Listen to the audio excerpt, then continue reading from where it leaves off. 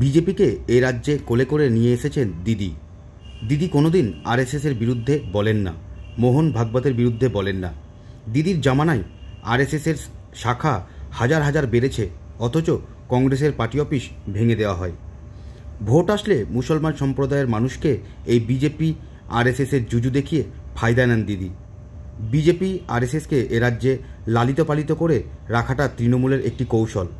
কৃত্রিমভাবে শত্রু তৈরি করে বিভাজন ও মেরুকরণের রাজনীতিকে সহজ করার জন্য।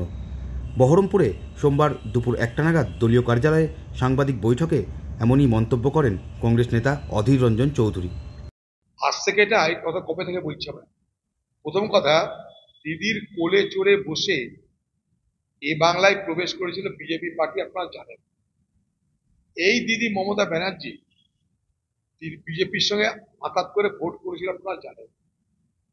এই মমতা ব্যানার্জি বিজেপি সরকারের মন্ত্রী ছিল, আপনারা জানেন। এই মমতা ব্যানার্জির মন্ত্রিত্বে কেন্দ্রের সরকার এনআরসি এবং সিএএ আইনের জন্ম দিয়েছিল, আপনারা জানেন। এই মমতা ব্যানার্জি ক্ষমতা আসার আগে এই বাংলায় আরএসএস এর 100, 200, 400 হয়তো শাখা সংগঠন ছিল, আর সেটা কয়েক হাজারে রূপান্তরিত হয়েছে। অথচ কংগ্রেসের অফিস ভেঙে দেওয়া হয়েছে, বামেদের অফিস ভেঙে দেওয়া হয়েছে, কোনো অসুবিধা নাই।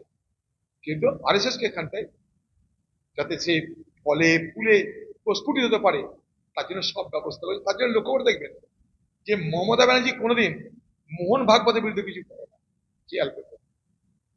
মোহন ভাগবতের বিরুদ্ধে কিছু বলে না, নীতিন গাডকারির বিরুদ্ধে কিছু বলে না, রাজনাথ সিং এর বিরুদ্ধে কিছু বলে না।